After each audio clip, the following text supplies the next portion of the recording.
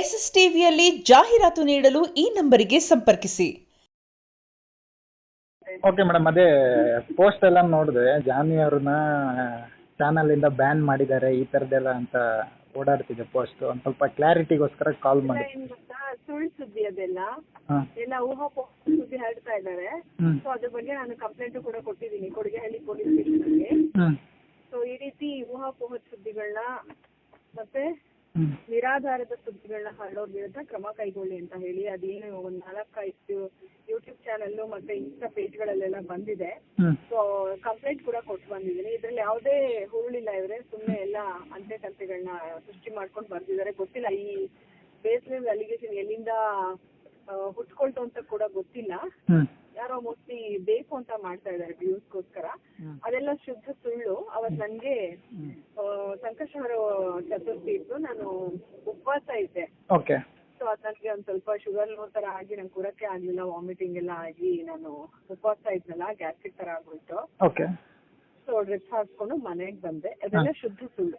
ಹೌದಾ? ಯಾಕೆ ಮೇಡಮ್ ಅವರು ಈ ಥರದ್ದೆಲ್ಲ ಪೋಸ್ಟ್ ಹಾಕಿದೆ? ಏನು ರೀಸನ್ ಅಂತ ಏನಿಲ್ಲ? ವ್ಯೂಸ್ಗೋಸ್ಕರ ಏನೋ ಒಂದು ಸುಮ್ನೆ ಬಿಡ್ತಾ ಇದ್ರೆ ನೋಡ್ತಾರಲ್ಲ, ಹೌದಾ ಈಗ ಅಂತ ಇರ್ಬೋದೇನೋ, ನಂಗೆ ಗೊತ್ತಿಲ್ಲ. ನನಗೆ ಯಾಕಂದ್ರೆ ಅವ್ರು ಯಾರು ಅಂತಾನು ನಂಗೆ ಗೊತ್ತಿಲ್ಲ, ಸುದ್ದಿ ಮಾಡಿರೋರು. ಅವ್ರಿಗೇನು ಇನ್ನೇನು ಯೂಟ್ಯೂಬ್ ಅಲ್ಲೆಲ್ಲ ಮಾಡ್ತಾರೆ ಅಂದ್ರೆ ಒಂದು ವ್ಯೂಸ್ಗೋಸ್ಕರನೇ ಮಾಡ್ತಾರೆ. ಸುಳ್ಳು ಇವತ್ತು ನಾನ್ ಹೇಳಿರ್ಬೇಕು, ಇಲ್ಲ ಚಾನೆಲ್ ಹೇಳಿರ್ಬೇಕು ನಾವು ಜಾಹ್ನವಿನ ಬ್ಯಾನ್ ಮಾಡಿದೀವಿ ಅಂತ, ಇಲ್ಲ ನಾನ್ ಹೇಳ್ಬೇಕು, ಇಲ್ಲ ಹಿಂಗ್ ಗಲಾಟೆ ಆಯ್ತು ನನ್ನ ಬ್ಯಾನ್ ಮಾಡಿದಾರೆ ಅಂತ. ಎರಡ್ ಕಡೆಯಿಂದನೂ ಬಂದಿಲ್ಲ ಅಂದ್ರೆ ಉಟ್ಕೊಳ್ಳುತ್ತೆ ಅಂದ್ರೆ ಊಹಾಪೋಹ ಸುಳ್ಳು ಸುದ್ದಿಗಳನ್ನ ಹರಡೋದು ಇದೇನು ಹೊಸದೇನಲ್ಲ ಅಲ್ಲ. ಎಲ್ಲ ವ್ಯೂಸ್ಗೋಸ್ಕರ ಹೊಟ್ಟೆಪಾಡ್ಗೋಸ್ಕರ ಮಾಡ್ತಾರೆ.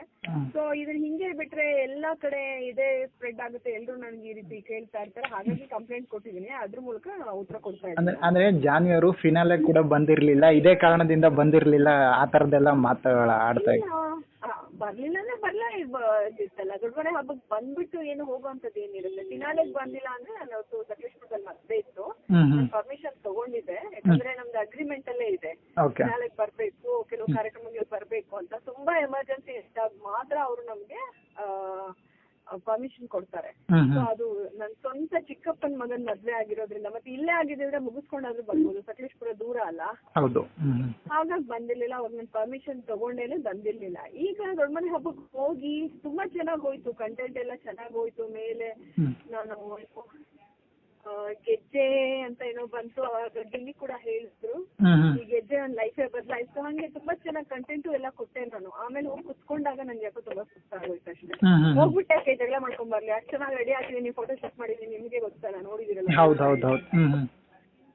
ಸೊ ಎಲ್ಲ ಫೇಕು, ತುಂಬಾ ವಿಚಾರಗಳು ಫೇಕ್ ಹರಿದಾಡ್ತಾ ಇರುತ್ತೆ. ನಾವು ಅದನ್ನೆಲ್ಲ ನೋಡಿ ನಗ್ತೀವಿ. ಬಟ್ ಇದು ಸ್ವಲ್ಪ ಸೀರಿಯಸ್ ಇಶ್ಯೂ ಆಗಿರೋದ್ರಿಂದ ನಾನು ಇದ್ರ ಬಗ್ಗೆ ಕ್ರಮ ಕೈಗೊಳ್ಳಿ ಅಂತ ಹೇಳಿ ಕಂಪ್ಲೇಂಟ್ ಕೊಟ್ಟಿದ್ದೀನಿ. ಕೆಲವರೆಲ್ಲ ಬೆಳಗ್ಗೆ ಕಪ್ಗೆ ಹಂಗೆ ಅನ್ಕೊಂಡು ವೈಯಕ್ತಿಕವಾಗಿ ನನ್ನನ್ನ ಟಾರ್ಗೆಟ್ ಮಾಡ್ತಾ ಇರ್ತಾರೆ ಅವ್ರ ವ್ಯೂಸ್ಗೋಸ್ಕರ. ಅದ್ರ ಬಗ್ಗೆ ನಾನು ತಲೆ ಕೆಡಿಸ್ಕೊಳಲ್ಲ. ಬಟ್ ಇದು ಇನ್ನೊಂದು ಸಂಸ್ಥೆ ಜೊತೆಗೆ ನನ್ನ ಹೆಸರು ತಳಕ್ ಹಾಕಿರೋದ್ರಿಂದ ಅವ್ರಿಗೂ ಡ್ಯಾಮೇಜ್ ಆಗ್ಬಾರ್ದು, ನನ್ಗೂ ಡ್ಯಾಮೇಜ್ ಆಗ್ಬಾರ್ದು. ಇದು ಬೇಸ್ಲೆಸ್. ಇದು ಹಂಗಾಗಿ ನಾನು ಕಂಪ್ಲೇಂಟ್ ಕೊಟ್ಟಿದ್ದೆ. ಅಂದ್ರೆ ಇತ್ತೀಚಿನ ಅಂದ್ರೆ ತುಂಬಾ ಪರ್ಸನಲ್ ಆಗಿ ಟಾರ್ಗೆಟ್ ಮಾಡೋದು ಜಾಸ್ತಿ. ಅಂದ್ರೆ ನಿಮ್ದೇ ಕೆಲವೊಂದು ವಿಡಿಯೋಸ್ ಎಲ್ಲ ಈ ಪ್ರೆಸ್ ಮೀಟ್ ಅಲ್ಲಿ ಎಲ್ಲ ನೋಡಿದಾಗ ಆ ಥರದ್ದೆಲ್ಲ ತುಂಬಾ ನಡೀತಿದೆ ಇತ್ತೀಚಿನ ದಿನಗಳಲ್ಲಿ. ನೀವು ಅಲ್ಲಿ ಕೂತ್ಕೊಂಡಾಗ ಅವ್ರಿಗೆ ಇಷ್ಟ ಇಲ್ಲ ಮಾಡ್ತಾರೆ. ಇವ್ರೆ ಏನ್ ಗೊತ್ತಾ, ಇಲ್ಲಿ ಕೆಲವು ಕಿಡಿಗೇಡಿಗಳಿಗೆ ಮಾಡೋ ಕೆಲಸ ಇರಲ್ಲ, ಇಂಥದೇ ಮಾಡ್ಕೊಂಡ್ ಬರ್ತಾರೆ ನೆಗೆಟಿವ್. ಇದೇನು ಹೊಸದಲ್ಲ, ಇತ್ತೀಚೆಗೆ ಅಂತ ಏನಲ್ಲ, ಮುಂಚಿಂದನೂ ನನ್ನ ಬಗ್ಗೆ ಮಾಡ್ತಾ ಇದ್ದಾರೆ. ಈಗೇನೋ ಒಂಚೂರು ಬಿಗ್ ಬಾಸ್ ಇಂದ ಬಂದಾಗ ಒಂಚೂರು ಇವ್ಗಳ ಬಗ್ಗೆ ಮಾಡಿದ್ರೆ ನಮ್ಗೆ ವ್ಯೂಸ್ ಬರುತ್ತೆ ಅಂತ ಜಾಸ್ತಿ ಆಗಿರ್ಬೋದು. ನನ್ಗೇನ್ ಇದೇನು ಹೊಸದಲ್ಲ, ನಮ್ಮ ಮುಂಚಿಂದ ಇದೆಲ್ಲ ಫೇಸ್ ಮಾಡ್ಕೊಂಡ್ ಬಂದಿದ್ದೀನಿ. ನಾನು ಮಾಡ್ತೀನಿ, ಹೆಂಗ್ ಉತ್ತರ ಕೊಡ್ಬೇಕು ಹಂಗ್ ಉತ್ತರ ಕೊಡ್ತೀನಿ. ಸೊ ಇವುಗಳಿಗೆಲ್ಲ ಏನು ಒಂದ್ಸಲ ಕಂಪ್ಲೇಂಟ್ ಕೊಟ್ಟು ಬಿಸಿ ಮುಟ್ಟಿದ್ರೆ ತಾನೇ ಸರಿ ಹೋಗ್ತಾರೆ. ಇದೆಲ್ಲ ಇವಾಗ 1-2 ದಿನದಲ್ಲಿ ಸರಿ ಹೋಗೋದಲ್ಲ, ಎಲ್ರು ಕೊಡ್ಬೇಕು. ಎಲ್ರು ಮಾಡಿದಾಗ ಬಾಯಿ ಮುಚ್ಕೊಂಡು ಸುಮ್ಮನೆ ಆಗ್ತಾರೆ ಅಷ್ಟೇ. ಅಂದ್ರೆ ನಿಮ್ದು ಚಾನಲ್ ನೋಡಿ ಏನೋ ವೈಮನಸ್ತಪ್ಪ ಇಲ್ಲ, ಎಲ್ಲ ಕರೆಕ್ಟ್ ಆಗಿದ್ದೀರಾ ನೀವು? ಎಲ್ಲ ಕರೆಕ್ಟ್ ಆಗಿದೆ. ನನ್ಗೊಂದ್2 ಪ್ರೋಗ್ರಾಮ್ಗೂ ಕೂಡ ಕರೆದ್ರು. ನನ್ಗೆ ಅದು ಇಲ್ಲ, ಇದು ಬೇಡ, ನನಗ್ ಬೇಕಾಗಿದ್ ಕೊಟ್ರೆ ಮಾಡ್ತೀನಿ ಅಂತಾನು ಹೇಳ್ದೆ ನಾನು. ಸೊ ಯಾವ್ದದು ಶಾಂತಂ ಪಾಪಮ್ದು ಆಂಕರಿಂಗ್ ಏನೋ ಕರೆದ್ರು. ಇಲ್ಲ ನಾನು ಇವಾಗ ಸದ್ಯಕ್ಕೆ ಅದೆಲ್ಲ ಮಾಡಲ್ಲ, ಸಿನಿಮಾ ಮಾಡ್ತಾ ಇದೀನಿ ಅಂತ ಹೇಳ್ದೆ. ಆಮೇಲೆ ಓಕೆ, ಸೂಟಬಲ್ ಯಾವ್ದಾದ್ರು ಇದ್ರೆ ಖಂಡಿತ ನಾವು ಒಪ್ಪಲ್ಲ, ವರ್ಕ್ ಮಾಡೋಣ ಅಂತ ಹೇಳಿದ್ದಾರೆ. ನನಗೆ ಇಷ್ಟ ಆದ್ರೆ ನಾನು ಒಪ್ಕೊಳ್ತೀನಿ. ಇಲ್ಲ ಅಂತಂದ್ರೆ ಅವ್ರಿಗೂ ಈಗ ಸ್ಲಾಟ್ ಖಾಲಿ ಇರ್ಬೇಕಲ್ಲ. ಪ್ರೋಗ್ರಾಮ್ಗಳೆಲ್ಲ ಯಾವ್ದು ಇಲ್ಲ, ಸೀರಿಯಲ್ಗಳು ಎಲ್ಲ ನಡೀತಾ ಇದೆ, ಏನಿರುತ್ತೆ ಯಾರಿಗೂ ಏನಿಲ್ವಲ್ಲ, ನನಗೊಬ್ಬರಿಗೆ ಅಂತ ಅಲ್ಲ. ಸೊ ಹಂಗೆ ಏನಾದ್ರು ನನಗೆ ಇಷ್ಟ ಆಗದೆ ಸಿಕ್ಕಿದ್ರೆ ಖಂಡಿತ ಮಾಡ್ತೀನಿ. ಒಂದ್ 6 months ನಮ್ದು ಇದಿದೆ, ಅಗ್ರಿಮೆಂಟ್ Okay. ಯಾವ್ದು ಬೇರೆ ಚಾನೆಲ್ ವರ್ಕ್ ಮಾಡಂಗಿಲ್ಲ, ಕಲರ್ಸಿಗೆ ಮಾತ್ರ ಮಾಡಬೇಕು, Okay. ಎಲ್ಲರಿಗೂ ಇರುತ್ತೆ. ಹ್ಞೂ ಸೊ ಅಲ್ಲಿವರೆಗೂ ನಾವು ಚಾನೆಲ್ ಅಲ್ಲಿ ಅವ್ರು ಏನಾದ್ರು ನಮ್ಗೆ ಆಫರ್ ಕೊಟ್ಟಾಗ ಖಂಡಿತ ಇಷ್ಟ ಮಾಡಿ ಮಾಡ್ತೀವಿ. ಹ್ಞೂ ಓಕೆ ಮೇಡಮ್. ಓಕೆ, ಅಂದರೆ ಅದೇ ಒಂದು ಸ್ವಲ್ಪ ಕ್ಲಾರಿಟಿಗೋಸ್ಕರ ನಿಮ್ಮಿಂದನೇ ಅಂತ ಕಾಲ್ ಮಾಡಿದ್ದು. ನೀವೇ ಆಯ್ತು ಬಿಡಿ, ಅದಕ್ಕೋಸ್ಕರ ಬಿಡಿ ಇದನ್ನ ಅವಾಗ ಎಲ್ಲಾರು ನೋಡ್ಲಿ, Okay. ಎಲ್ಲ ಹಣದ್ದು ಕೂಡ ಕಮ್ಮಿ ಆಗುತ್ತೆ. ಓಕೆ ಮೇಡಮ್, ಅದೇ ಜಾಸ್ತಿ ತಲೆ ಕೆಡ್ಸ್ಕೊಳ್ಬಿಡಿ, ಇದ್ದದ್ದೆಲ್ಲ ಕಾಮನ್ ಅನ್ಕೊಂಡು ಸುಮ್ಮನೆ ಆಗ್ಬಿಡಿ ಅಷ್ಟೇ. ಅಷ್ಟೇ ನನ್ ಬಗ್ಗೆ ಗೊತ್ತಲ್ಲ ನಿಮ್ಗೆ, ಹ್ಮ್. ಇದಕ್ಕೆಲ್ಲ ತಲೆ ಕೆಡಿಸ್ಕೊಂಡ್ರೆ ನಾವು ಬದುಕಕ್ಕೆ ಆಗಲ್ಲ. ಡೈಲಿ ಒಂದು ಪಬ್ಲಿಕ್ ಲೈಫ್ ಅಲ್ಲಿ ಇದ್ದಾಗ ಇವನ್ನೆಲ್ಲ ಫೇಸ್ ಮಾಡಲೇಬೇಕು.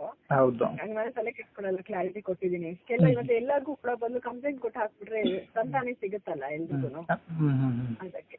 Okay madam. Okay madam, thank you madam. ಸರಿ Ishwar, okay madam, thank you.